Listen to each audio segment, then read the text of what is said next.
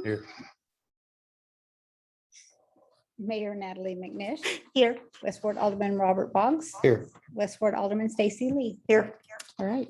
If you would please stand with me for a moment of silent prayer or reflection, followed by the pledge of allegiance.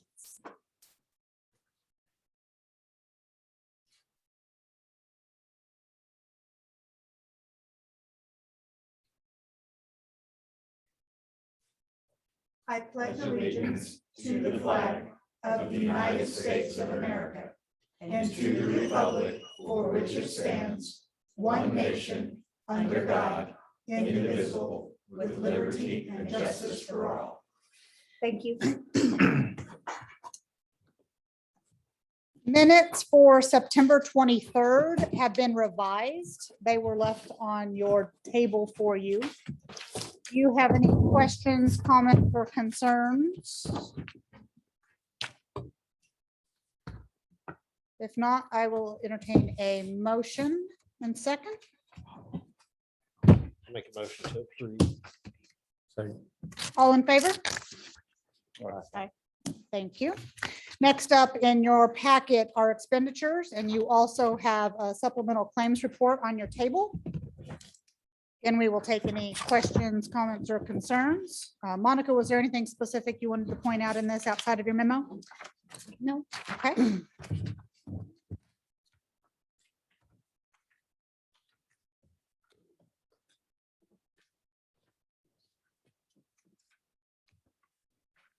If no questions or comments and concerns, we will take a motion and second.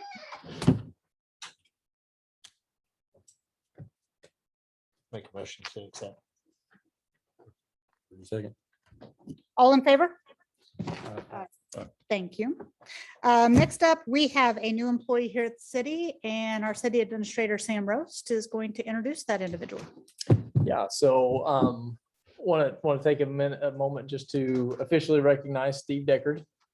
He is going to be the city of Marshfield's planning administrator and project manager. And so very excited about the background and just the unique opportunity that we have to put Steve on staff. And I think it's going to be a really, really good fit. And we've already got him a fairly good workload for him just being here about 8 days or so. So really excited for what Steve brings to the table and his just can-do attitude and really how he's just fit in the short time he's been here. So really just want to take an opportunity tonight to welcome him and give you guys all an opportunity to officially announce that. Fantastic. Anything you want to say, Steve? It's great to have you on board. We really appreciate you. All right. Next up is our COVID update, which was also included in your packet. Do we have any questions or concerns on this? All right, and that will take us into the rest of our agenda. I will ask, since we do have some guests in the crowd, for some rearranging. So I would like to move up number 1 under new business and number 2, 3, and 4 under new business. Is that okay with the board? Yep. All right, then we will start with you, Sean. Okay. Health insurance renewal. Great.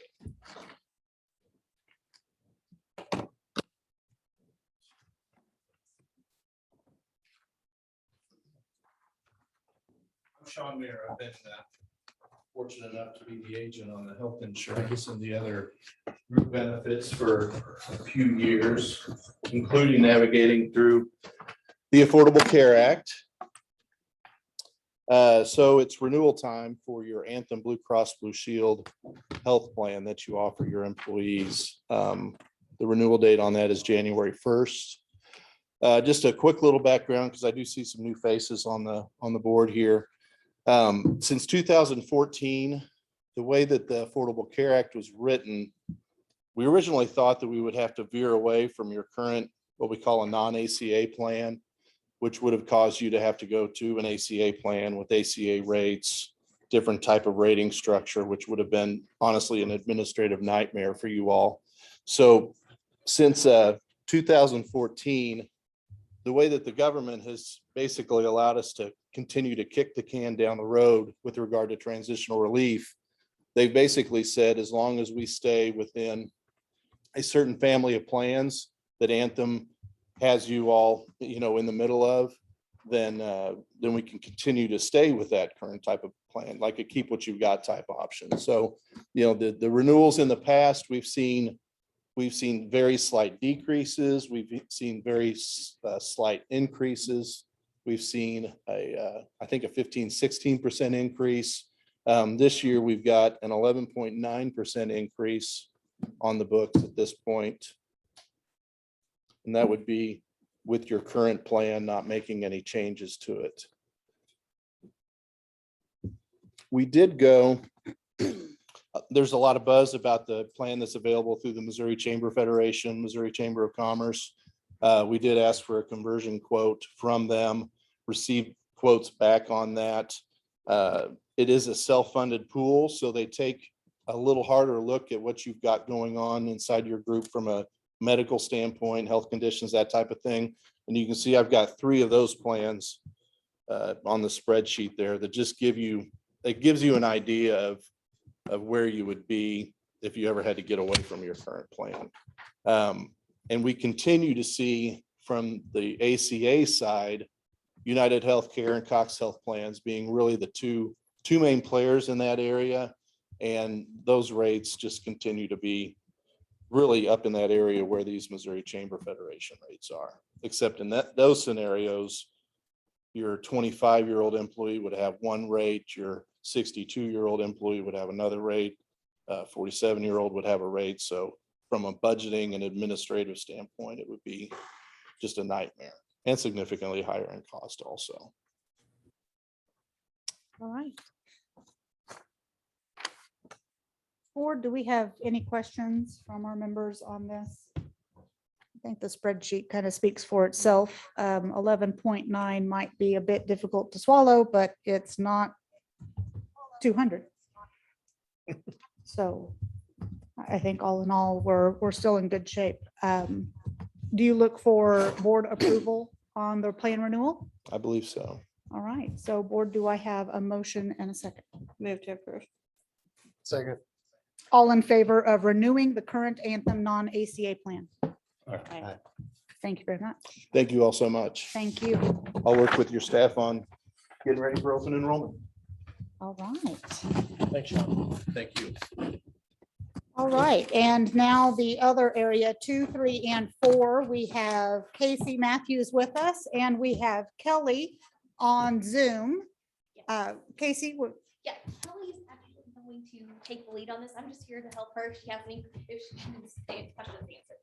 So, okay, you want to introduce Kelly? oh, Kelly Fiskus is the new chamber coordinator for the Marshfield Area Chamber of Commerce. She started October 1st, and she's doing a great job so far. We're excited to have her on board. Thank you. Kelly, the floor is yours. All Or the- right, how are you guys doing? Okay, so what we're doing is the annual Christmas parade route. The event is on Saturday, December 11th.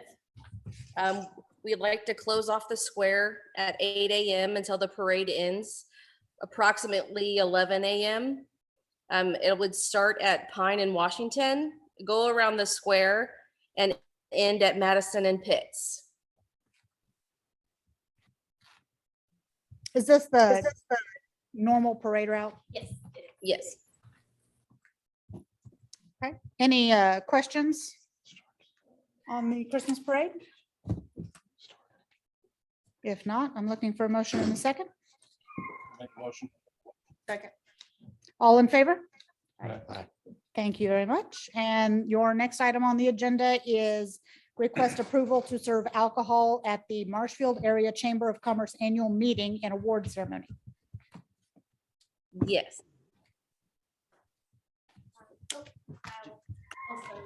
So we had requested Boattown Brewery out of Phillipsburg to come. They will serve a selection of their beers and Missouri wines. We'll give attendees 2 drink tickets and have a social hour before the award ceremony. So that was really it. So that was the request, and as you guys will recall, just from a recent request that this this request actually has to do with the Marshfield Christian School is located in that same building. So our code requires us to take another step and to provide a letter to every property owner within 300 feet of that prior to the board ever even being able to discuss or approve that liquor license. And so that letter was sent out, and to my knowledge, we didn't receive anything back. And so that's why there's kind of an extra step in this than what they've done in the past, and there will be going forward, just abiding by the code. And this is a Saturday night event, is that, and it's a one-time per year thing? Yes. Okay. Open this up to the Board of Aldermen. Any questions? This wouldn't be the first time that there was an event like this held on a weekend in that property, so. Agree? Okay. If not, looking for a motion and a second. Move to approve. Second. All in favor? Aye. All right. Thank you very much. Kelly, it was nice to see you on the screen, and we look forward to All seeing right. you in person. Thank you, guys. All right. It is to do with that. Now, it is a totally separate thing. I don't know if you want to move up the actual liquor license as well, but that is the one that deals with those. You guys just approved them to have that. So now you'd have to vote on the liquor license itself. Okay, we'll vote again. Looking for a motion to approve. Wait.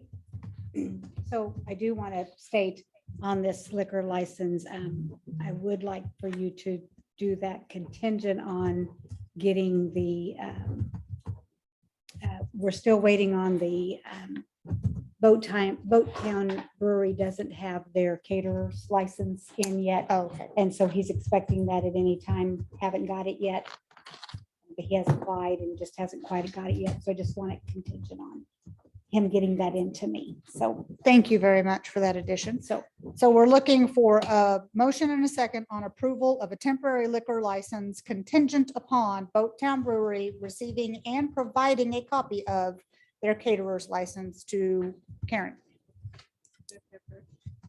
Second. All in favor? All right. Thank you. Thank you all so much. All right.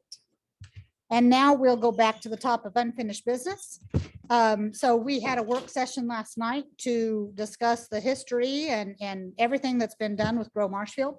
I wanted to open up the floor both for the board first, if you had any additional questions that had come to your mind since yesterday's presentation. Okay, and I also wanted to open the floor for Dwayne, if there was anything else you felt needed to be added. Okay. So we basically had most of their presentation last night, so there's not really anything here, but I wanted to leave the item so that if there was I slip on it question, we'd have the opportunity to address those. I do have a question. Dwayne, for you to be self-sufficient, not relying on city revenue, how many years do you think that would take for that to happen in a reasonable amount of time that you could get and still operate? I really couldn't tell you at this point. I mean, there's some things that are happening. With other grows, how long has it taken them?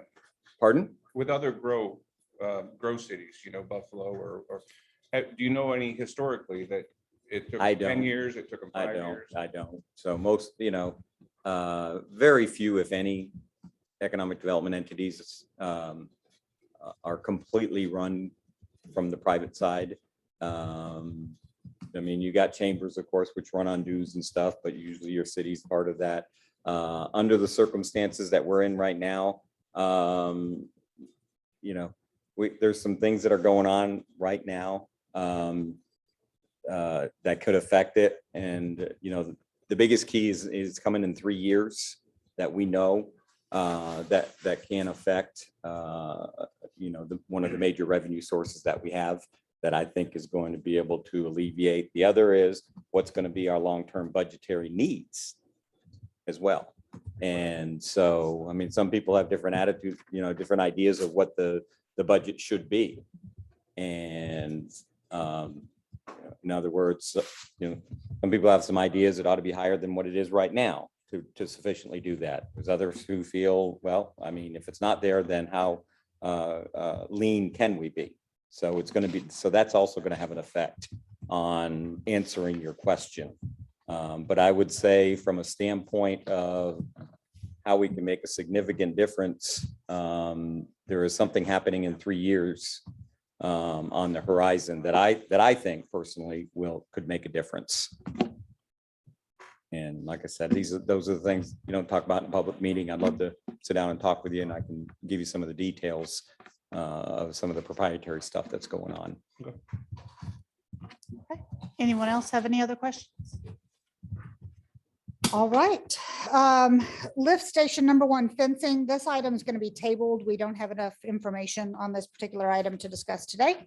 That takes us to number 3, an unfinished business, the on-call water engineering service agreement with Great River Engineer. Sam? As you guys will recall, we went through the process. We solicited for requests for qualifications. We went through the interview process. We scored those. We brought those back to you all. This is the result of that. So this would be our time of negotiation. What I can tell you is that the fees associated with this are in direct alignment with what we are paying on the transportation engineering services and on the wastewater transportation services. And so it's right in line with what we're already paying. And so this is the contract that will allow us to actually move forward and start working on our water system with our new engineers. And so staff's recommendation is for approval. All right. Another change you will notice on your agenda is that there is a resolution to approve this agreement, where normally we have had a bill to approve this, which had to be read twice. It was the opinion of our legal counsel that it was more appropriate to do this action by resolution, which is a temporary matter, where an ordinance is a permanent matter. Most contracts are not permanent. So because of that, we will read a resolution and pass it, and we only have to do it once. So I wanted you to understand why there was a change of word. So with that, resolution number 2021-05, a resolution authorizing an agreement for professional engineering services between the city of Marshfield, Missouri and Great River Associates Incorporated for on-call water engineering services. Move to approve. Roll call, please. Quinn. Aye. Boggs. Aye. Lee. Cunningham. Thank you all very much. I greatly appreciate not reading that. I was going to ask you if you could reread that. Oh, I can. Okay, financial advisor, professional services, RFP, results for economic development incentives. Sam, do you want to start with what you did? Sure. So, we met, we had some work sessions on economic development incentive policies, and plans, and what we could do, what we couldn't do, what you all wanted to see. And so from there, Matt Webster with Stiefel had come in, and he had walked us through that process. And obviously Stiefel is our financial advisors. Gilmore and Bell is our bond counsel.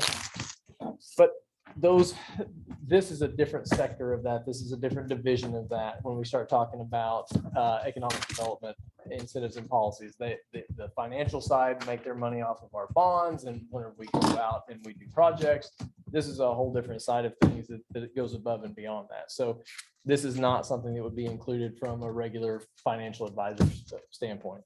So Matt had given us an estimate for what this plan might cost. It elevated to a level to where we needed to go out and we needed to get our competitive pricing. So I put together the information for an RFP, which is a request for proposal. What you have in front of you is the request for proposal. I don't know if you've had a chance to review them. I have. I think that both firms are going to be very qualified. I know that Paul worked with, and I'm not even sure how to pronounce it. I don't know if it's AT. I don't know what they actually go by, but Paul had worked with them in the past, and I think he actually worked with them to make their way through the Branson Landing. You will notice that the difference between RFP and RFQ is the RFP has a price with it. It is a proposal. You can read through there, and there is about a $5,000 difference from one to the other. Matt has came and he has given a presentation on some things. after looking at both of these documents and after visiting, I would encourage you all to not make a decision tonight, but I would encourage you to probably allow me to invite them to come back in, whether that be through a work session, or that be into a meeting, and almost put them through an interview process, right? And so, yes, there's $5,000 worth of difference in there, but this is a company that's going to come along beside you and walk us through incentives and how we can get things to move and how will they work with the board and the staff. And Matt did a great job while he was here, but we don't have anything to compare it to. And so when we start talking about spending hundreds of thousands and millions of dollars down the road and how we're going to interact with this developer and that developer, I personally think that $5,000 is a small fee. If you guys wanted to move forward with a different company, just because they're the higher bidder or because there is a lower bidder, we accept the lowest and best. That best could be defined by you all, and that may be, now it may come out, and Stiefel has been really good to us. Matt has been really good to us. He's responded to everything. He's made a couple trips down here for free as a charges for anything, and that may be the best way to go. But right now, we don't have anything to compare to. I've never visited with anybody else about this. And so before you made a decision, I would encourage us to invite them both back and have a conversation with them almost in an interview process to where they can break these proposals down. You guys get a little feel for that and how their company works and who you would be interacting with and how that works. That's just my suggestion. I most certainly agree with what Sam has said. When procuring professional services, to me, it is important to meet the professional that's involved. So I would also like to have the opportunity to meet the Armstrong Teasdale individual, whoever that happens to be. Board, what say you? I agree. Okay, so Sam, will you reach out Will. and coordinate for us? And in the meantime, we will read through the packets, or at least I will read through the packets because I have not made it all the way through. And then we can. We'll get there, but kind of when we talk about the work sessions and next month's meeting, but for that type of conversation, do you guys want me to try to would you rather do that in a work session or in a meeting? Because those could get pretty detailed and lengthy, and if we have a lot on the agenda, it could make for a really long meeting, but I want to be respectful of your guys' time. What you want to do? I'd rather do a work session and not be here till midnight. Okay. Personally, I mean, I'll do whatever, but It was 10:30. I'm old. Okay. We will get that done. Thank you all. That will take us to new business number 5. We talked about this with the employee benefits last week, but Juneteenth is officially a national holiday. It has been adopted by the federal government, so all federal institutions are closed that day. It has also been adopted by our state government, so all state institutions close that day, which more or less dwindles down to, yes, we can have our employees work. However, they're going to be limited on what they can do. Most everything is going to be closed. So I think it's a big step for us to go ahead and acknowledge this as well within our benefit package. And I would like to add this to the holidays issued for our staff. How many paid holidays does this make, just out of curiosity? 12. 12. And Sam, I asked you about Veterans Day. Veterans Day is already a paid day off. It is. I think the only one that they don't get, the state holidays get, is Truman Day. The state I know the county takes Columbus Day. Does the state take Columbus Day? The state does take Columbus Day. And we do not.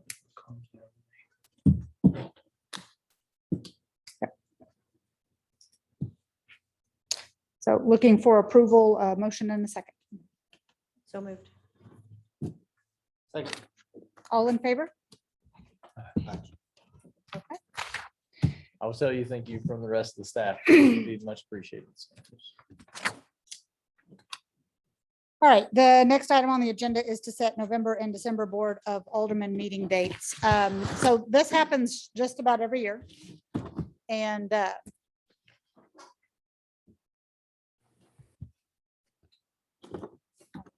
my planner here. So our November holiday or November meetings this year fall on Veterans Day, which we are closed, and Thanksgiving, which we are also closed. So it is proposed by city staff that we move those meetings to November 4th and November 18th. I am in favor of November 4th. November 18th, I will not be able to be here, but that doesn't mean you can't hold a meeting. The November 4th, just as you guys might recall from an email that I'd sent, I'm totally open. I would propose, though, that we have combined the meetings in the past. I would still recommend that we have both meetings. But unless there's something pressing, I would lean towards pushing towards a work session on the 4th. We have turning that one into a work session to work through budget. The reason being is I think that if we turn that into a work session, I think that we could get through the parks budget and all of the general budget in one meeting. If we add all that to a regular meeting, I think it could get lengthy if there's very much business on there. I'm totally open to not doing that, but I just wanted to throw that out there as an option. And if we get closer to time, and there's pressing things on there, we can have a meeting. But if you're open to that, I really think that those are two monster budgets that will take some time to go line by line. And there's a lot of they intertwine with each other quite a bit in other departments. So if we could do both of those, that would be a huge step. And if you felt that like we needed to have a meeting, I mean, it might even be necessary to have a work session for those two budgets anyway, because they're pretty big. And at that point, they will have already been to the Parks Board. So would you be, let's take November 4th first. Would you be in favor of a work session to discuss budget and whatever else might come up? Because we have a sign to talk about on November 4th. Yep. Yes, okay. Second. Yeah, that'd be the Parks meeting. So we'll probably be doing a joint meeting for that. Yep. Did you hear that, Natalie? Joint Just on the as a second. just as a reminder, we'll probably have a joint meeting for the first portion of the Parks meeting to talk about the sign on the Okay. second. And then we turn around and have a work session. So if we needed to have something, you guys could do something like that. Does everybody understand that? Is everyone okay with 6:30 on the 4th? Okay. For the actual meeting that month, again, the 18th does not work for me. You are welcome to hold a meeting without me. That is fine. Or I would offer the 16th or 17th. As far as the budget goes, just to throw this out there, as far as the budget goes, tentatively, the 18th, we have set to hear back and bring back to the board. It's always subject to change, but the results from the rate study, we're going to go through the water and sewer tonight. You'll see that without it, with just the way that we operate now. But I think that we will have a model that we can look at and some recommendations for the water and sewer on that 18th meeting. I can also offer the 23rd.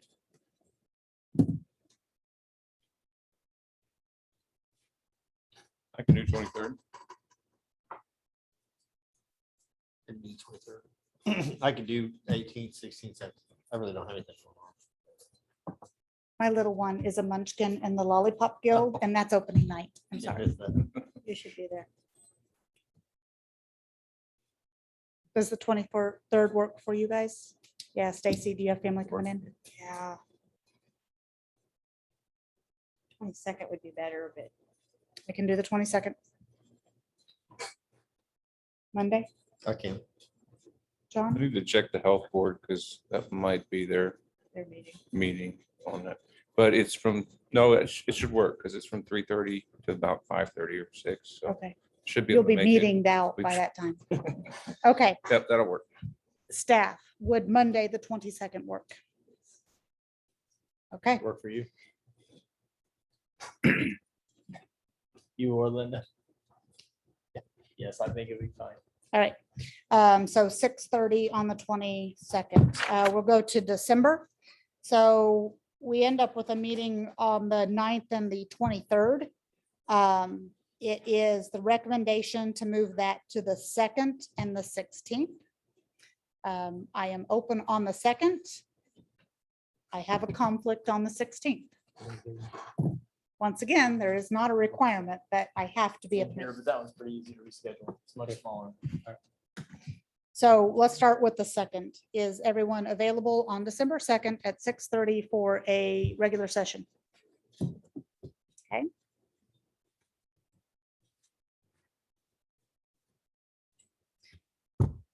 Would you like the 16th, or I can offer almost any other day but that? 16th works for me so far. As far as I can tell. As far as I know.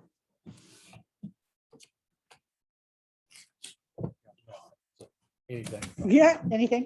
So do you want to do the 16th and Stacy will lead that one? Oh. Yeah, Maybe I cannot I'm be here on the super busy. 16th. And I don't- Okay, I meant I you- I will meant you offer the 14th or the 21st. I don't care. If the 16th works, it's not a big deal. I just being smart off. What say the board? I'm good with anything. I'm out on the 14th. Sorry. Can we do the 21st? Or the 13th or the 15th? I mean, the 21st. 15th works for me. The problem pushing it farther back in December is That's when We're- we'll we're- pass our budget. Yeah.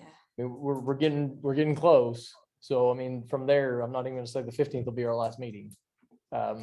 So if we could keep it around that 13th, 15th, 16th, I would And feel more comfortable. That's, I, Right. 16th, it's no big deal. Well, I mean, the 14th, oh, you can't be here for, yeah. The 13th or the 15th is still open. 13th works, 15th. I'm good either. Do the 15th?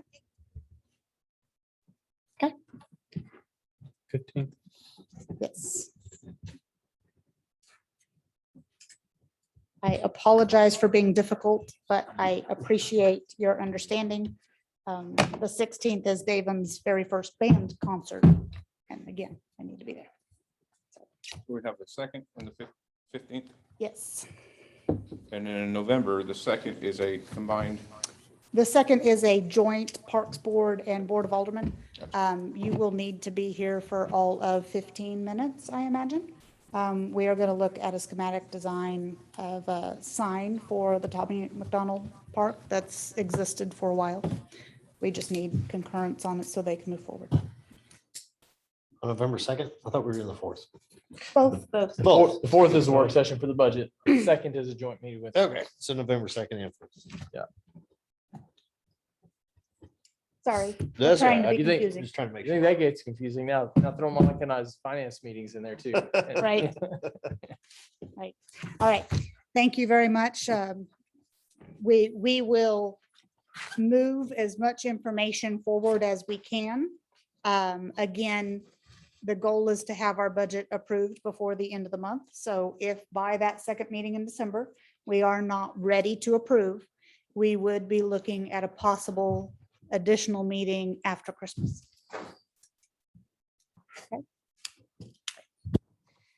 Next item is the 2022 water and sewer operational budget presentation. And this is been printed out nice and big for us. Thank you so much for being considerate of my eyeballs. And we will start with the water department. So you'll have two items for the water department. You will have this large sheet, which there's 2 pages of it, and then you will have a smaller sheet, which is our narratives. Hey, Can I, Please. before you get started, so just keep in mind that all the budgets right now that you're gonna see tonight included, and then moving forward until you tell us to do something different.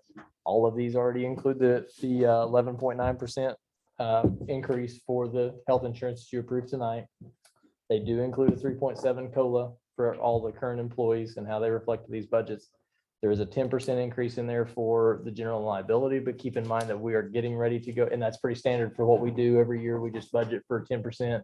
It's always been pretty close. I don't know if it's ever been over, but it's been close. But keep in mind that this is year 6, and so we are going out for bid for that later on this month. So just so you understand where we're at, and that's not a real number yet, but it's a 10% increase over what we have right now. We have added several improvements, so I look for some of that to go up, but that's what we know right now. So the way we will do this is we will go section by section or line by line as is needed. And I will open it up for city staff to provide additional information if they have anything. And then I'll open it up to the board for any questions they may have. So we will continue this conversation as we go. All right. The top section of your budget document here is our beginning cash balances. Those are estimated based on where we think our 2021 expenditures will land. So we start with what we think the balance of cash will be at the end of this year. You'll see that broken out with rent and money market and the total cash balance for the end of that year. So that is our anticipation.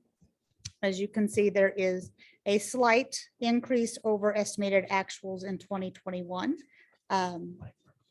I think this is largely due to the additional rent revenues related to the renting of the second water tower for Rayfield, which I think was done right before you guys came. Was it? When did we exercise that? I think that was done right before you were all took office. I think it was after. Right I think after, they were- okay. Yeah. So I think that's the main difference in that fluctuation, that increase, is that right? And we identified then that that particular source of revenue would be saved for like replacement type items to help build those specific needs. So it's being earmarked just like the rent revenue for the general fund. The other disclaimer in that top section is every fund that you see, when you see we have our cash balance and we have that money market account. The whole reason we broke that out, we tried to leave at the time when we broke them apart, we tried to leave at least 3 months operating in the actual cash. And then the other portion is we broke out into a money market for a higher interest rate. So you'll see that across every department that has a significant cash balance. So it's all cash, it's all available, but the money market yields a higher interest rate. Any question from the board on those items? All right, we will move into revenues. So the first item that you will see is a water pilot. That is payments in lieu of taxes. That is money paid to the general revenue fund from the water fund. Can you explain how that is calculated? It is 5% on the user rates. So whatever your user rate is, it is 5% of that. It doesn't calculate everything. There's a primacy fee that is collected for the state. That's a requirement. And then there's sales tax. So that 5% is not calculated on either one of those items, but the actual usage of the water or usage fees. Okay, any questions on pilot for water? Our next line in here is interest, self-explanatory. There are decreases due to decreased interest rates. And then we have water use. We have 3 particular lines: exempt, resident, and business, which are our 3 different rate structures. No, they're the same rate structures. They're just different. Like the exempt would be for your nonprofits, your churches. So there's no sales tax calculated on that. And then your resident and business, it's just different. I don't believe there's a different calculation. It's just how it is recorded on the books. Okay. Any questions on those? And then we have our tap in, which has stayed consistent for multiple years. Our late charges, again, are fairly consistent. And the water tower rent is increased due to the new contract with Rayfield. it would be for the full year. And then there'll be an increase as well. And they had escalators in there for every 6 months. Perfect. So do we have any questions on water revenues? Just a reminder on the pilot, you'll see that as a revenue, but as we jump down below, you'll see that as an expense. We're collecting it on the water side, so we're showing as a revenue, and that you have the expense to the general fund. All right, let's drop down into operating expenses. And if you take lines 6, 10, 11, 12, 13, and 14, these compile total employee expenses allocated to this fund. Staff, would you like to explain what all's in there and how this is broken out?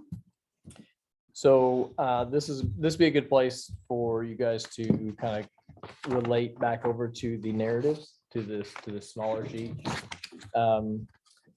So basically what that is when you look at those and you look at the wages and the payroll taxes and group insurance, we can break all that down how you want to, but in the bottom line is there's 9 employees for the water department with various allocations through there.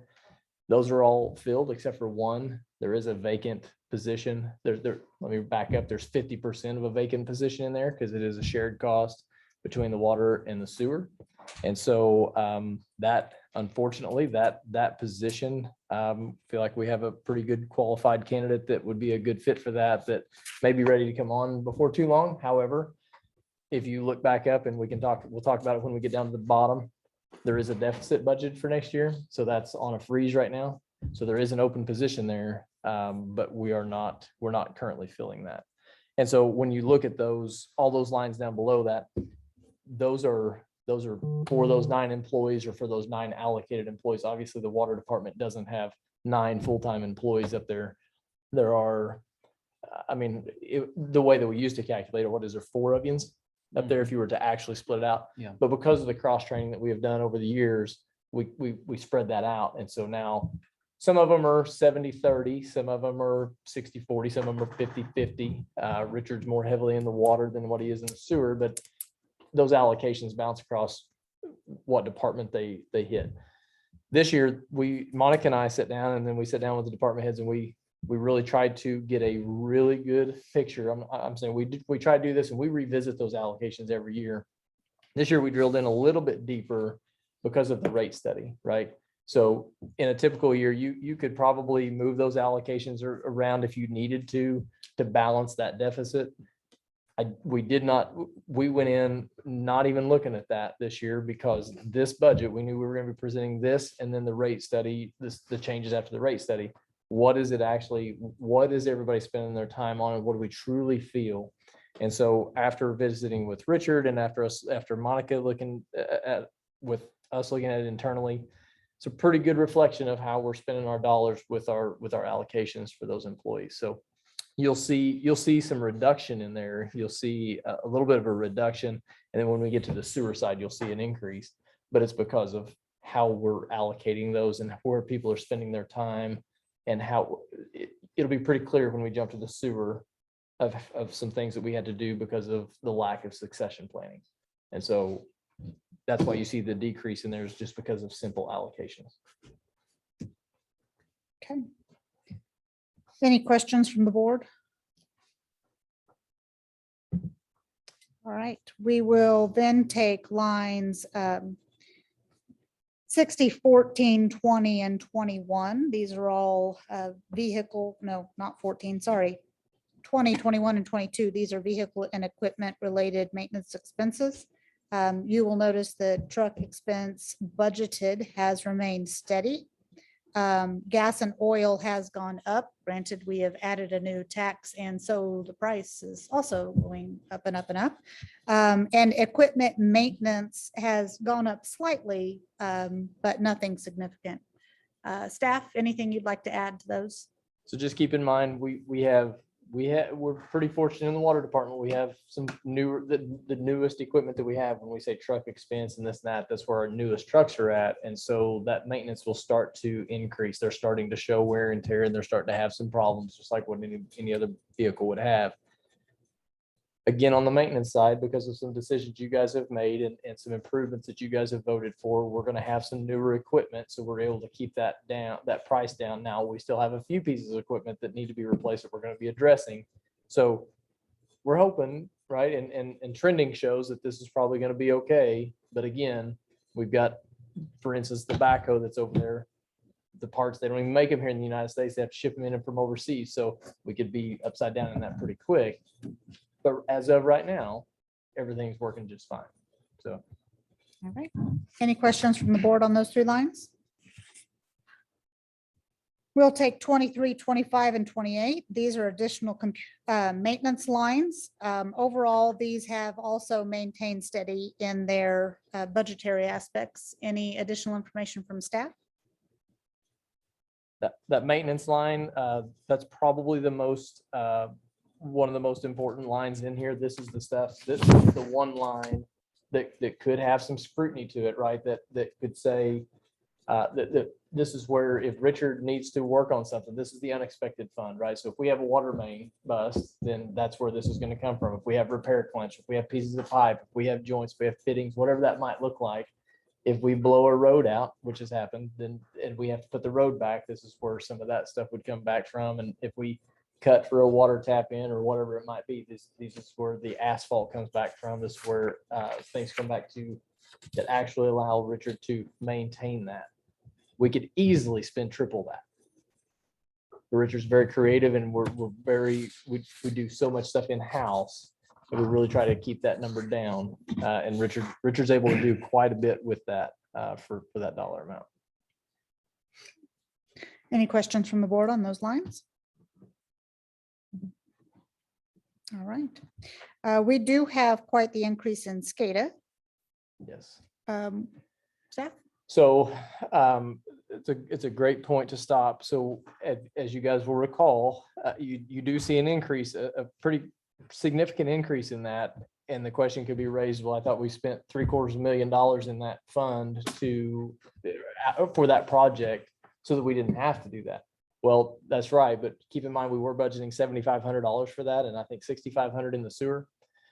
That was to piecemeal together a 20-year-old, basically a 20-year-old system, and that nobody knew how to work on, and that the pieces don't even really exist anymore to some of it. The $750,000 that we're spending and that we're wrapping up, that brings us up into today's standards and brings us up into today's equipment. With that comes support. And so we not only have support for the actual SCADA software that runs all of our wells and our towers, and I should have started with that. So just a reminder, the SCADA is the brains that tells our wells and lift stations when to kick on, when to turn off, the tower levels. But we have the software we have the support for the updates and everything that goes along with the actual software that runs all of that. But then the flip side of that is that there's also there's a support fee for our automated control specialist to keep that up to date and to keep all of our stuff up and running, so that we're not paying $250 an hour every time we have something go down. So there's the difference is we were paying all of that into hardware, into mechanical fixes, into troubleshooting, into getting this company, that company. Should have all pretty new stuff now, but now the increase is because of the new technology and because of the support that goes with it. You'll see that later on down in here in the software support for the new meter system as well. Any questions from the board? Okay, I'll take you from 60-30 down to 60-51. Most of these items are normal budgetary amounts that have held steady for several years. The one you will notice the increase on is our insurance, which again, staff have already told us they budget for at least a 10% increase. We have been lucky in recent years that normally sits somewhere between 4 to 6%, but we don't get that number until right before we pass the budget. So we will continue to see this inflated number until we're told what the real number will be. Are there any questions or comments from staff on any of those lines other than what I pointed out? And anything from board? Okay. The next item I always stop at is power because it is a large number. But this is the power for our well houses and our systems and all that is there. The amount increased between 20 and 21, but it remained steady for 22. Do you have any questions about that particular area? You will probably see a little bit of a decrease in that next year. I don't know if you guys are, you guys may or may not have been aware of it. Stacy, I know, knows, but Webster Electric had a escalator wrong in their meter. So there, or a multiplier wrong in their meter. And so they were undercharging us for years and years and years. They went back X amount of years. It wasn't the full amount, but they went back X amount of years and said, we need to catch up from here. It doesn't make sense for us to eat the rest of that. And so they came back to us, asked us if we wanted to do that in a lump sum or if we wanted to drag that out over a course of 3 years. The board at the time chose to go with a 3-year payment. I think that 2021 or 2022 will be the last of the 3-year payment. So saying that there's not a power increase or that we are operating a little bit differently too, but there is an opportunity to see some decrease in that because there's an additional payment. In How it. much is that? What was the payment per year? It's $437 a month.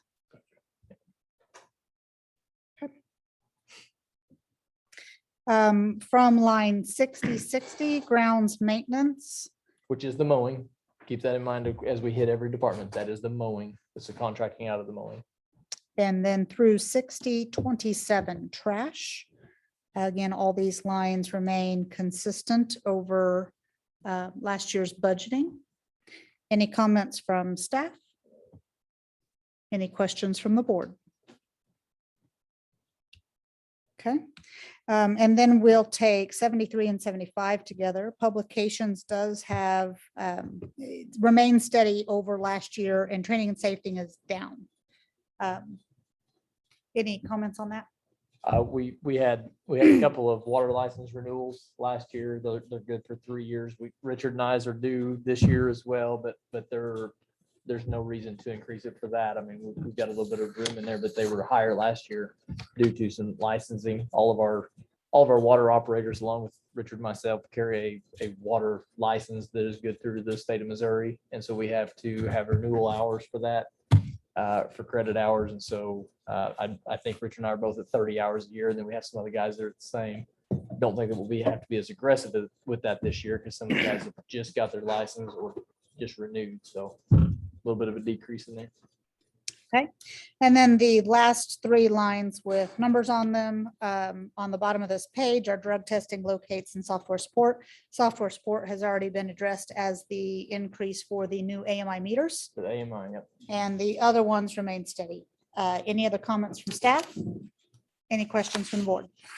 I will point out just so that there's no confusion there too. It's not $18,000 for the AMI only. There are other things in that software support. So our financial software for the city, that's allocated across through there. But I just wanted to make sure that you understood that there were other things in that line other than it's not just the AMI.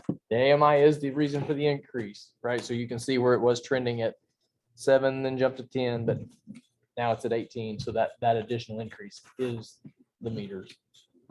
And the AMI is a reminder so that we can read them from City Hall. Have we had pretty good success with that for the meters that we have in? Yeah, it's been very good. And how many meters do you have? So we have 3,000 total. Yeah, there's like 600 some left to go yet, so. Okay, so we're almost fully implemented. And the last part will go much faster than some of the first part, except for bigger meters, you know, a little iffy because you gotta schedule them. 4 o'clock in the morning, gotta schedule them. So Gotcha. we'll get them worked in but yes, they've caught several leaks and lots of things that have been headaches in the past that have been very easy to get and save a lot of trouble. Not for tonight, but it'd be really good. We'll bring, maybe when we get a little closer, we'll bring kind of a demonstration in here and show you guys, or maybe we'll sit down and visit with you guys and show you what is capable now as far as tracking, or if somebody has a problem or if they dispute a bill, we can actually go back in and pull real-time data and say, well, it used water at 2, 3, and 4, and 5 o'clock of a morning for these days or every night. I've got my own family members that have called and we've done that. They're like, I had no, why is it using water? I don't know. That's your house. You're using the water. But it's good. But I will say, and I always brag on all of our departments as a whole and our employees. The water department has saved the city a ton of money by taking on the additional work. We could have contracted this out and went through SRF and paid somebody to do this. It has been a headache, but it's been worth its weight in gold for them to do it. I mean, it saved thousands and thousands of dollars to do it. So. And two, we're also GIS in them. And so now that they have plastic lids, they'll be hard to find and you shouldn't have to get in them very much in the future. I mean, we tested out last winter in the snow. You could go out there and we was within a foot of them. And it's all great stuff. Where we used to go out and spend hours Trying to search. trying to find, I mean, you get a foot of snow on, you go, Richard and I are okay, but I mean, the difference between in a yard, between here and the podium, you're like, it's in this area somewhere. So you might see 3 or 4 staff members out there with rods going, looking for them, till you finally hear that ping. Now they can take a little handheld unit out there and go, oh, what's within this area? It's pretty cool stuff. On page 2, lines 51 and 52 are meters and wells. Meters has maintained pretty steady as far as a budgetary figure over the years. With the new meters in place, is that expected? So this is probably the last year that you'll see that consistent. You'll probably see it you'll probably see a significant or a noticeable drop next year. The reason why that is that's not just the meters, that's meters and meter lids, as Richard said.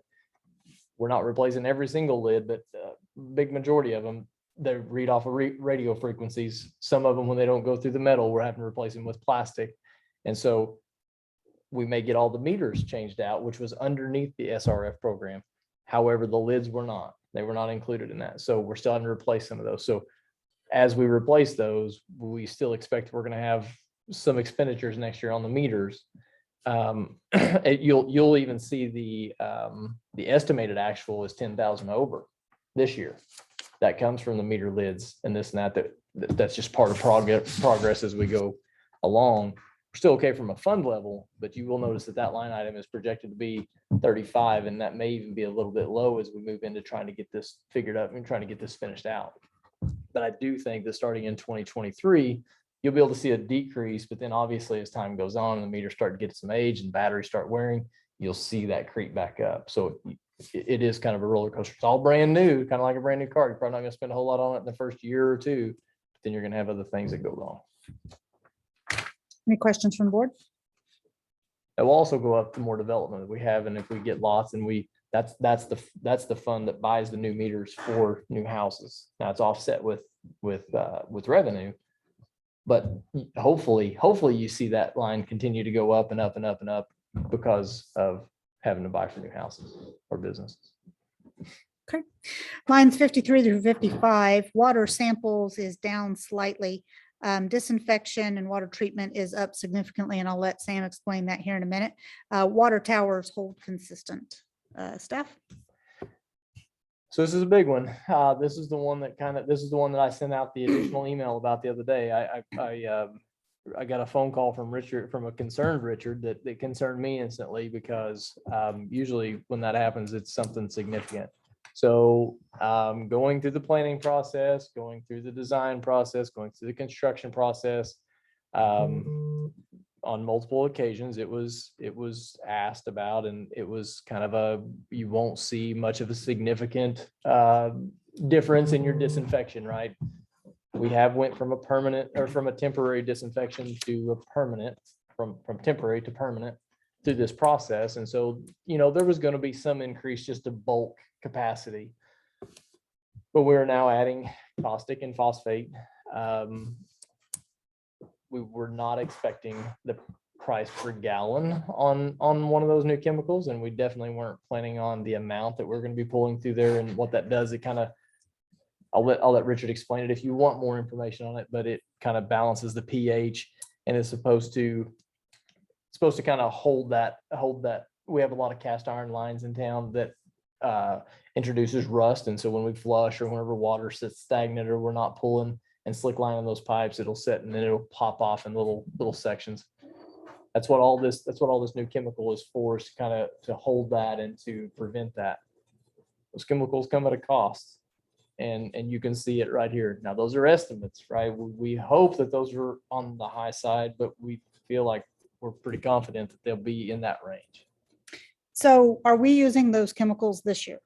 We're using them right Right now. now. So I told the board that we were going to start our flush and to expect phone calls. Did you guys get any phone calls? Nope. That's awesome. I will say, I asked Richard during that. So that was one reason we were holding off. One reason was we were trying to get the wells done so that we could pull, because we pull from this well to a point, shut all these valves off, leave everybody with water, but then we pull from this well to a point. The other part of it is that when you're pulling chemicals, whether it be the chlorine that we pull through there now in the past, or the phosphate or the caustic now, you have to pull that through town. You can imagine we got almost 55 miles of pipe through town with turns, with more turns in it than what our roads have. So you have to pull that through town. If you just expect to turn it on here and for you to have it at the end of your system, which we have to maintain chemicals at the end of our system, which is pretty difficult, then you have to pull it that direction, right? We had to pull a large sum through there, and that's why we waited on that flush so that we could pull all those new chemicals through there. Richard is, I mean, I'll let him tell you, but he's pretty confident he can already see a difference in our system. Yeah, when we have done that flush for several years now. It is a very complicated thing, and there's just a lot to it that you don't see. But so I've seen it every year from the first year till now, and of course it hadn't been done the very first year. It was not very good. And then it got better and got better, and then of course it's been delayed some. And so this time I thought it's going to be bad again, you know. And as we started kind of a little bit different than we usually do, but as close as we were to those wells, it was great. I mean, you couldn't make it dirty kind of deal. And then as we came across town, got farther away from them, you could start to see some stuff again, which made sense because those chemicals had pumped for about a week before we started that flush. And so now that we have that all through it, if it keeps holding like it was the first half of that, it'll be worth it. I mean, I didn't expect the cost. I mean, I asked, and I didn't expect $6 a gallon kind of deal. So our estimated actual for this year with these new chemicals is 7,800. Our budget for next year is 30,000 with the same chemicals. Did you update the estimated actual though after we got that cost? No, because So the day I sent that email, we literally just got that. I've been after, I just got it. But Okay. So they use about, on average, they use on each one of those new ones, they use about 1 to 2 gallons per chemical, per well, per day.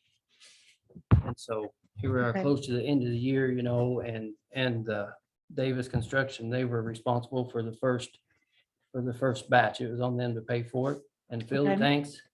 So that's another reason I really didn't increase the actual, because I paid for the first round. The first part of it was in the construction. Yes. Okay. Yeah.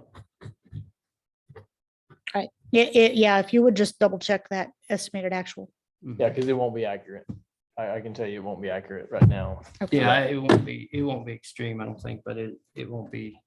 Right. It'll be a little bit more. And keep in mind, it's a new system. it's all new. It's brand new. We don't know. Obviously, we don't have a ton of confidence in what we were being told or what we're being told now. So I mean, it's basically being able to take, how long have you been pumping that?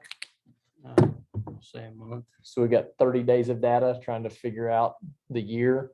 But keep in mind, I mean, right now we only pump 400,000 or 500,000 gallons of water. In the summertime, we pump 1.2 million a day. Gonna vary. And so, and some of it is dependent on the demand, right? I mean, once we get some of that through there, we may not have to pump as much in. But if we get into hot weather and we get into this and that, then we may have to pump more in. We don't have any trending, right? It's kind of like the parks budget. It's Right. going to take us a little while to figure that line out. Any other questions from the board? Okay. Accounting is stable, propane is stable, and then you will see the transfer of the revenue pilot to general fund. Any comments from staff on those? Any questions from the board? All right, that will conclude expenditures, and we'll move into capital expenditures. And at this point, I'll kind of step back and I'll just let you take it. I would add, so all that we're here tonight to talk about is the operational. Okay. So when we talk about capital, that's what we talked about last year. We kind of renamed that as growth. You'll notice that, I mean, you'll kind of notice that over to the left-hand side, when we look at capital, if you were to look at that of the growth areas from last year or any documents that you have, all that's going to be covered under the growth. We're still working on that. Tonight was only about operational. That's kind of the template we used last year, and it worked really well. I thought, Stacy or Natalie, you could tell us if you like that or don't. But we took that approach, and then we'll basically get through all these budgets and the operational budgets, and then even the water rates, that the water and sewer rate study portion, and have those come back. The next meeting after that will be growth areas, because as you can see, there's no additional funds. We're already in the deficit. So when we start talking about those growth areas and those capital expenditures, it's gonna be cash for everybody. So if we talk about police cars, or if we talk about a new truck for the water department, if we talk about whatever, it's gonna be cash because there's no surplus revenue. So, or surplus funds. So if it's okay with you, I'd rather not jump into those tonight. That's fine. The bottom of that page is your reserve replacement fund. Again, these are fairly stable numbers as well.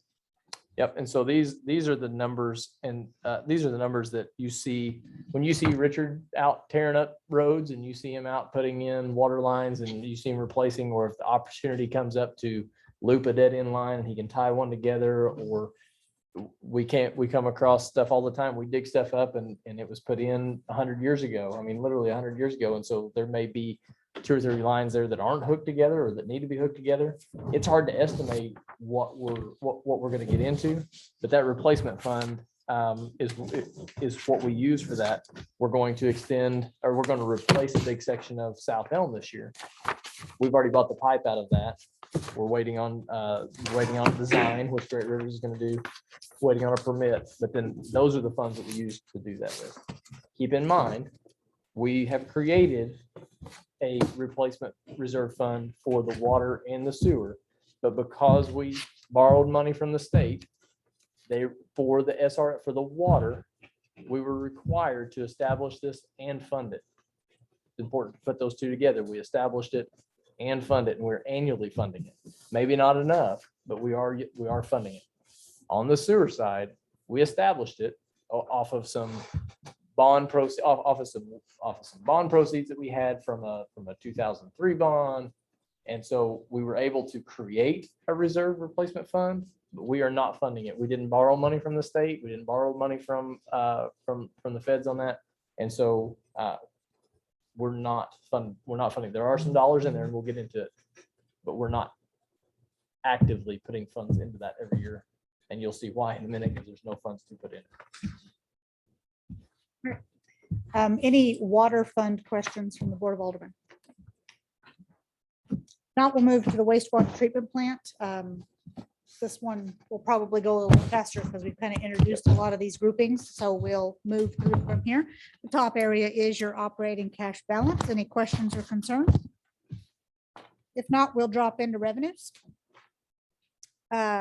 The pilot is as it is for water. You'll notice a decrease in estimated actual, or a decrease in budget on the sludge farm. That is where we have put our leaf dump. And so there is not as much land to be rented. Therefore, there's a decrease in that revenue source. Sewer use remains steady. Tap ins also remain steady, and late charges also remain steady. Any questions, comments, or concerns on revenues, or anything staff would like to add? This is one of those things where we talked about prioritization last night, talked about fee review. nobody ever wants to see fees go up, but you will notice if you were to go back to the water, you would see that water tap ins are $17,000 for revenue. We're talking about $400 or $600 for the sewer. We put the water in, water parts are much higher. All we do on this is we go out and inspect. Now, I don't think that we are collecting enough to inspect. I think we have also talked to Paul and we're looking at us possibly almost being a distributor for the parts for the tap ins on the mains so that we can assure and ensure the quality that goes on there. You can, to put it in perspective, we used to fix our sewer lines with a Fernco coupling that might cost $6. The new ones that we use, they're rigid and they won't move. They're $55 or something. So maybe $100. So there's a huge difference. But if it's going to be under a road, we've talked to Paul about it and said, hey, if we require this in the code, is way better for us, way better for our roads. The pipes don't settle, they don't do this and that. Can we do that? And he said, absolutely. We just have to have it done in our code book and we have to have it done through our fees. And so we've already talked about that and what that would look like a little bit, but now Steve's on board, we'll start talking about what that might look like for the fee. So I would expect that maybe some of our expenditures might go up, but I think that you'll see that tap in go up at some point. It may not be in 2022, but it will be at some point. Okay. I think that's a great idea. Just protection. Okay, into operating expenses. Take lines 10 through 14. Those are our employee expenses. Staff have already explained what goes into that and how the calculations are done. Do you have any questions or comments, or does staff have anything additional they'd like to add? If not, we'll drop to lines 20 through 22. These also mirror what you saw in the water budget with a slight increase in gas and oil because, well, it's gas and oil. What's the total number of employees represented by these numbers? On the wastewater side? Yeah. Was it 11? It's 11. So you've got 3 that are 100% in the sewer because they actually run the, so that's a great question. So we have 3 people that run the plant and that is their function. We have 2 that are kind of in the lab that are over the samples and over the just every day and the DNR reporting that we have to do. And then we have 1 that kind of is it kind of does the maintenance of the plant, but also hauling the sludge out of those tanks, right? When we start into that, that's a several month job. So we have those 3 that are 100% at the plant. Then we have the rest of them that are allocated out that Richard uses between the water and the sewer that we were talking about earlier. That makes sense. Yeah. You have 11, but 3 of those are 100% here and the rest of them have different allocations. So how many of those are part of the 9 that were on the water side? The nine of them. There's 9 of them. They're not all 50-50. Okay. But there are 9 of them with different allocations. I Okay. think there's 4 So or there's 5 of them. at 12 50-50. total? 9 on the water side and 3 for the plants. We have There'd be 12 employees total okay. with the water and sewer. I'd have to count them. Yeah. Yeah, sorry, I may have added on that one. We'll clarify on that. You don't have to hang up on that. Richard can write them down. Richard can write them down. He can answer that here in just a minute if you want to move on. Okay.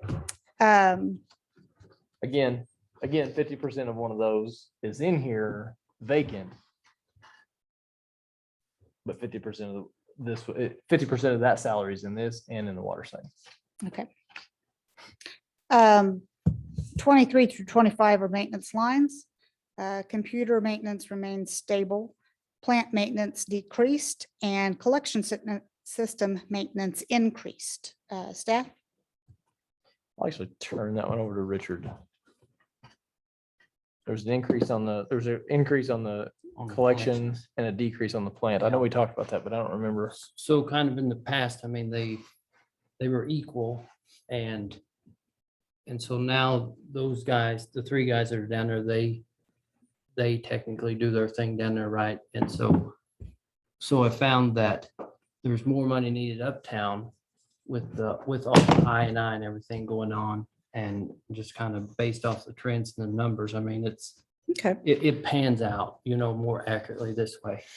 And I have makes found sense. I've found even by signing the POs on them, those two line items overlap. Like there's a, where does the plant stop? Is it just inside the fence? Or is it the main line coming into the plant? Is it in the discharge? Where does that stop and where does the collection start? So there's a little bit of overlap in there. Does that make sense? I mean, you could just combine those two and Right. say sewer maintenance, like what you do on the water, which is at 48,000. And it's just always been this way. It really just didn't even click in my mind, but you could easily just combine those two and say wastewater maintenance. The SCADA line is an increase for the same reason, correct? Yep, same thing. And then if you'll take lines 32 through 45, we have an increase in insurance, which is the same that we already talked about. Plus, there's an additional increase on this particular line, isn't there? On which one? A Yes, certain asset. on the insurance. Mhm. Oh. Yes, we have we have flood insurance over at the treatment plant. And that is actually budgeted at a 23% increase because we do see between 20 and 24% increase. So it's very expensive. Several years ago, the creek flooded and we actually had about 2 feet of water inside the plant and when I say inside the plant, inside the lab and everything. So we had to go through a risk assessment. We had to go through some remediation. We had to go down there and do some work down at the plant and down at the creek. If we don't, so as long as we cover that, as long as we carry that insurance, if we have another event, we'd be eligible for FEMA funds, SEMA funds. Not gonna say we would get them, but we would be eligible for them. If we don't carry that, it's on us. So with the millions of dollars worth of stuff that we have down there, and it is a ridiculous amount to pay for it, it's still, we just have to carry it. Just have to. Gravel looks like a new line for budgeting. So what has happened in the past, and the maintenance lines have been over, as you can see sometimes, but the water department and the street department both have gravel funds. Sewer never has. So that gets eaten up into maintenance. And so obviously when the guys go out and they fix the sewer line, they've got to put gravel back around it for not only to bed the pipe with, but then to fill it up if it's in a road.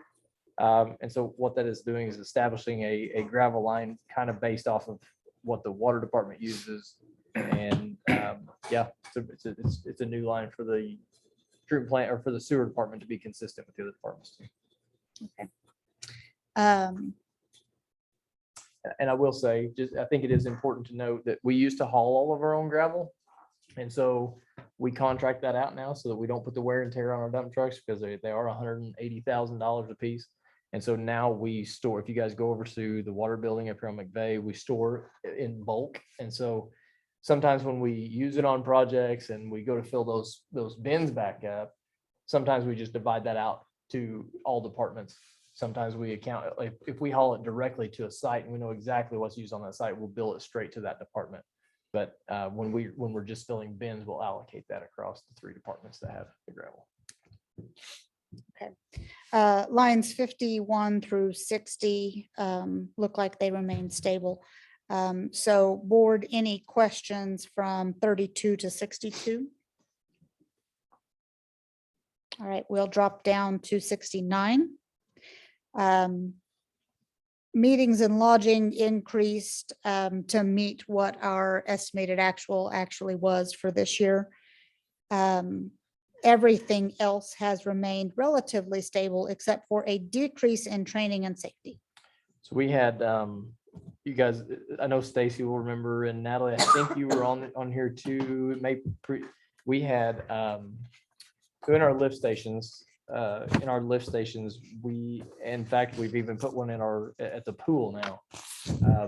The way that we took our pumps in and out, we were doing that with a backhoe and chains. Richard and I, unbeknownst to us, this was kind of before Richard and I got involved in the sewer side.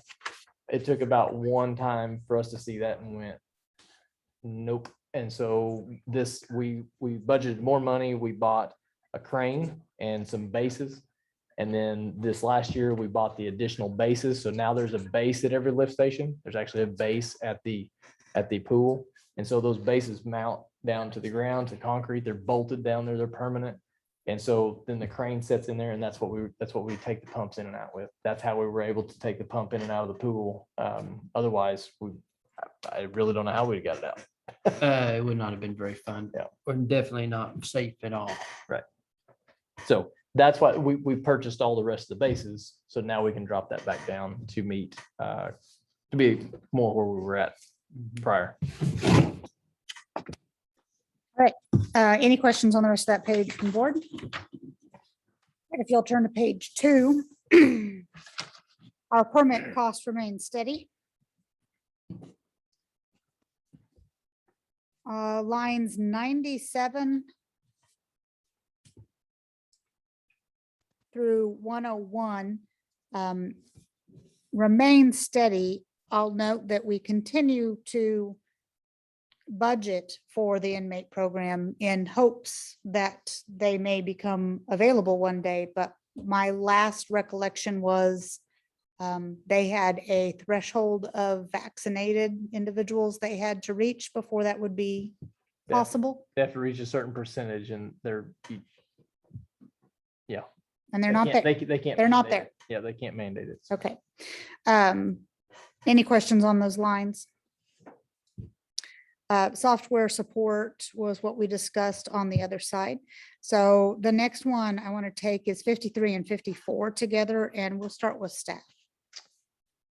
So this is a big one. Actually, two monsters. So you'll notice that we don't do the plant chemicals, but now we do disinfection.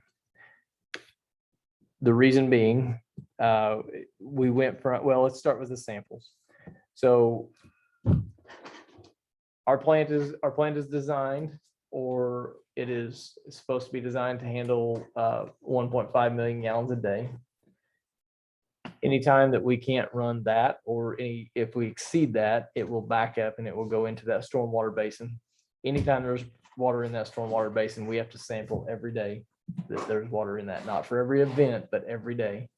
Those samples run $100 a day, give or take, and then we have to actually pay our people to take them up there on days through the week, on holidays, on weekends. And so there are a lot of samples that go for that. We estimated that to be at 17,000. We were way off. In the design process, I will tell you that there was not a clear understanding of how we were to try to meet regulations. So we can only have a certain percentage of samples that exceed our limits. So in order to meet our limits, the plan that was kind of handed off to us was to take more samples. So the more samples that you take on good days offset the samples on the bad days. Bad strategy. It's not a great deal. And that I was not under that understanding when we took off, but that is where we are. And so these are required samples that we have to take. That's not just wet weather. There are other samples figured into that. There are wet tests that they have to do. There are, which some of those even add up to $3,000 and $4,000. There are certain samples that they have to do, but a large percentage of those are from the wet weather days, because now when we have a rain event, I think I told you, I think this is the best example. We were pushing, we were bypassing. We have satisfied DNR's compliance agreement, and we are no longer bypassing, meaning we don't just push it to the stream anymore, which was the industry standard. Now we take everything through the plant. We turned everything through the plant on a Friday, expecting to see maybe 3 or 4 million gallons of water, and we saw 11. It's huge. That's what Great Rivers is being challenged with right now. They were actually down there last week and they did a full-blown investigation just on equipment now, not on what they can do or what we can do to prevent it. But they have a very good understanding and workings of everything and the age and the use of everything in our plant. So we're working on that. But until we get something figured out, we are stuck paying those samples. So we don't want a drought, but on the shooter side, we want a drought. Right. The disinfection, you'll notice that it jumped from 3,000 to 15,000. Again, that was based off of, we changed over from chlorine. We used to use gas chlorine, and then we had to basically dechlorinate with another chemical. We went away from that. We went to UV. UV is a great process. It is a great product. It is really like it. It's non-hazardous. We had a chlorine leak down there one time, and it was a real deal. I mean, we shut that entire portion of the county down and had teams in here from Springfield and from Nixa. I mean, it was a big deal. And we'd go to safety stuff on it all the time. And I mean, if you don't know what you're doing, it could kill you in a hurry. But the added water going through the plant, that additional millions and millions of gallons, I've told you that we're not meeting our discharge limits. And so part of that is because of the rate that the water is going through there. So it's still very dirty. It doesn't have any time to settle out. So it's very dirty. So we have to, those bulbs that go in this UV system, there are several banks. And so the dirtier the water, the more banks that they turn on. Obviously, the more water that's pumping through there, the more the bulbs go through, the more bulbs that are on. The life expectancy, we were told the life expectancy of those, but we were also expecting to treat 4 or 5 million gallons tops. 6 is what it was over designed for, right? That should be the max. And we're pushing, 7 to 10 to 11 through there. So obviously those bulbs are running way more often. So again, until we get that under wraps, that's going to be, that number is going to stick with us because we're going to have to replace those bulbs probably every year. That number may be, again, it's a brand new system, totally different than what we were doing last year. Hopefully we can bring that down. We may be able to stretch those out to 18 months and we may even be able to stagger them, but I wouldn't bank on it. Also, the thing that we've talked about internally is with the lead time on everything, I wanted to have enough money in there to buy some the first of the year, buy half of them, and then maybe we revisit it in 6 months and buy the other half. Depends on the lead time. I mean, if there's 3 or 4 months of lead time, availability is not going to be a good answer for DNR. They're going to want to know why we're not doing everything that we can, along with trying to fix our other problems. Questions from the board on those two areas of concern?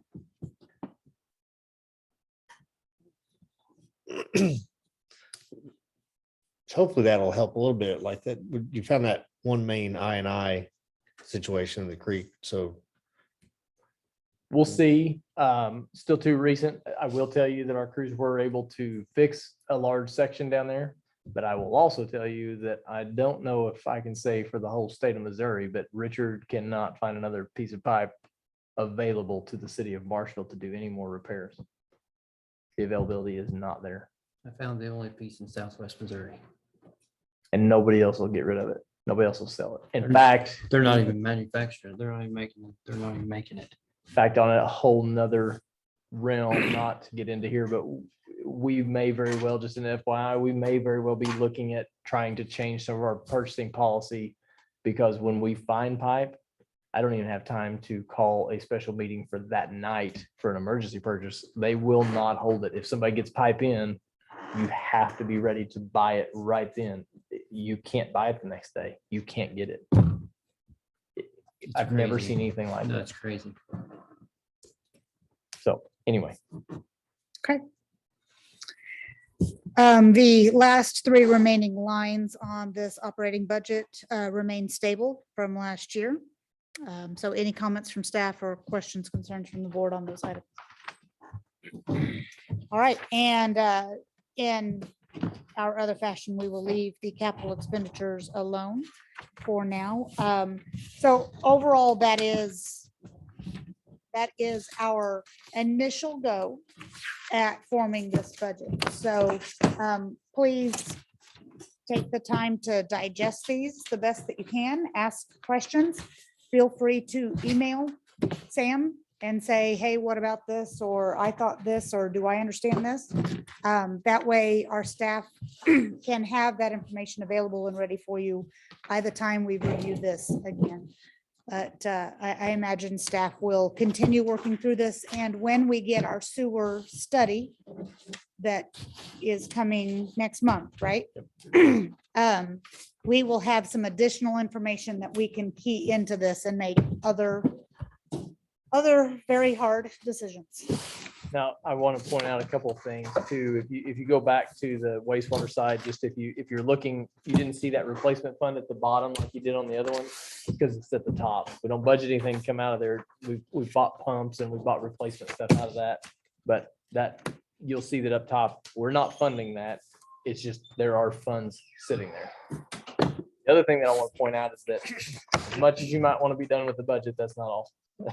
We still have our other funds that are actually, these are just the blown up portion. If you go back to your The packet, rest of them are in here. yep, if you go back to your packet. So I have the CIP funds and we're doing CIP funds You got- tonight and you the got capacity. capacity funds. Okay, And then you have the debt. so this is That- gonna be.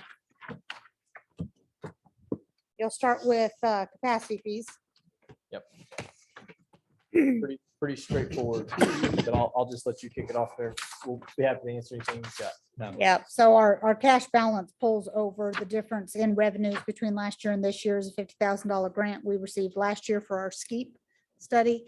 SKEEP grant, that is not, we have no grant funds anticipated for this year, and there are no operating expenses. So any questions on capacity? If you'll flip to water capacity, you will notice we have capacity fees in and no planned expenditures in this fund. Those funds are set by ordinance to be used for capacity issues. So that's why they are set aside. And that's why you don't see anything budgeted out of there other than that capacity study that we did on the sewer side. At some point, we will have to do something on the water system. But yeah, that's why you don't see anything budgeted out of it. Next page, you've got water revenue bonds for the SRF. This is also pretty typical. You have a cash balance, you have your revenues in, and then you have your expenditures, which are specifically related to the payment of our debt. Any questions there? Can I add? though? Absolutely. This is included in our rates, in our water rates. This is a portion of all the water rates is allocated directly to our debt service, to service debt service. So to kind of go back on the water pilot, that 5% is also, that 5% is based on this as well, on these amounts as well. So there's a total water rate revenue, but in our budgeting, a portion of that's already divided out to service the debt. Not to make it confusing, but part of the user rates are, they're not you don't see them in the budgets that we just went through because they go straight to the debt. Yes. So there's more user rates. There's more of a charge for user rates than what you saw in these other sheets, because that portion of the user rates goes directly for debt. Correct. Does that make sense?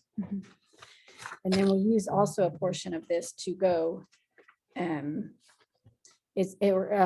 We're transferring money in from the CIP revenue, which we're going to go over here on the next page.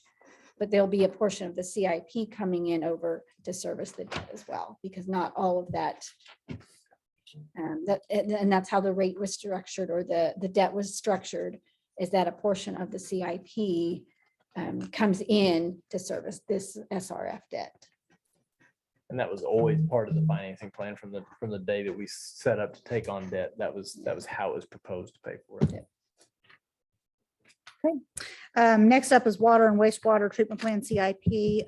Staff approached us about combining these two funds for ease of accounting and budgeting.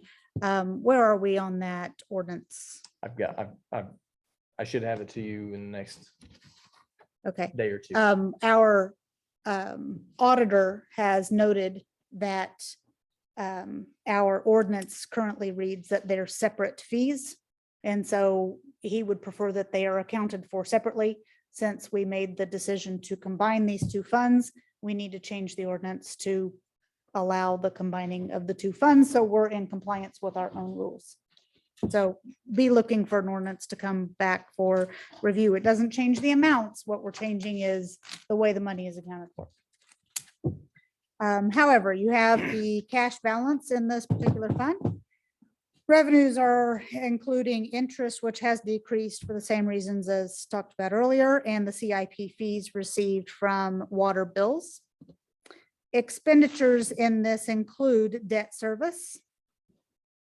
So these first two lines, the debt service and debt service agent fees, are specific to the 2020 revenue bonds. And that is for the treatment plants up improvements, as well as the expansion of the water lines. So that one is specific for that specific bond. The water professional services is where our on-call contract comes? No? No, that is the contribution to grow. Okay, that's grow. And same down in the bottom, right? Yep. Okay, Those are allocated across different funds, and that's just where they hit here. all right. And then down below, you will see the transfer that was accounted for in the other budget. Any questions in the CIP? Next up is the Water and Sewer Capital Project Fund. And you have our cash balance, which is the continued amount of bond proceeds Correct, left available. correct, These projects are not closed, correct. No. so they are ongoing. Interest earned, again, interest has fallen. That's the reason that is there. And the amounts listed in our expenditures are the remaining amounts owed on the contract. Correct, the expected amounts to be carried over. And those will fluctuate. We have bi-weekly meetings with them, and we're really pushing them to finish these projects up. I should have some more information for you over the next month, but those will fluctuate. If you guys will remember, these are the funds that I was very hopeful that we might be able to take lift station 6 offline with, so that we could potentially do away with the lift station, but then also be able to gravity flow a bigger portion of that new development area out by the interchange. And it was either going to be to take lift station 6 offline or to punch a bore underneath for sewer, so that it would have that direct line. Because when we take lift station 6 off, we're gonna have to put another bore under. We've had to make adjustments to some of these other projects. We've used some of these funds for other projects, and so probably not gonna be enough money there, but we'll have to prioritize where that falls with the ARPA funds and with other available funding. And so just letting you know that those funds aren't tied up necessarily for anything, but we will be looking to spend the funds on something. Okay. Any questions from the board at this point? Right. If not, we will enter a closed session. Pursuant to section 610(21) subsection 2 of RSMO pertaining to leasing, purchase, or sale of real estate. I have a motion and a second. Roll call, please. When? I couldn't remember the two. I don't know why they were different. So We'll wait for the room to clear and the recording to stop. So